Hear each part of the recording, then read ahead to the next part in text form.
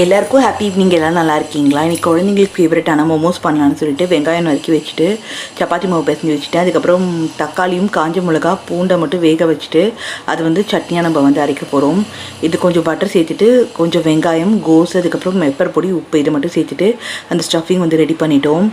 சட்னிக்கு காஞ்ச மிளகா தக்காளி வெந்ததுக்கப்புறம் 2 பூண்டு 2 பல் பூண்டு உப்பு அவ்வளோதான். ஸோ இந்த மாதிரி ஸ்டஃபிங் மாதிரி ரெடி பண்ணிவிட்டு இந்த சப்பாத்தி மாவு நல்லா குட்டியாக திரட்டிட்டு அதுக்குள்ளே வச்சு நம்ம நல்லா ஸ்டஃப் பண்ணி கொழக்கட்டை மாதிரி செய்ய போகிறோம். கொழக்கட்டை தானே அவங்க மோமோஸ்ன்னு சொல்கிறாங்க.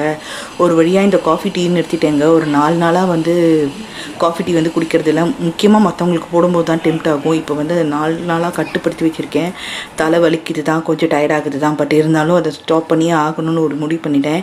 என்ன மாதிரி எத்தனை பேர் முடிவு பண்ணிவிட்டு இன்னும் குடிச்சிட்ருக்கீங்கன்னு சொல்லுங்கள். ஆனால் நான் இப்போ கண்டென்ட் ரேட்டை ஸ்டாப் பண்ணிட்டேன். மோமோஸ் கண்டிப்பாக ட்ரை பண்ணுங்கள். என் பொண்ணுக்கு இந்த மோமோஸோட சட்னி தான் ரொம்ப ரொம்ப பிடிச்சிருந்தது.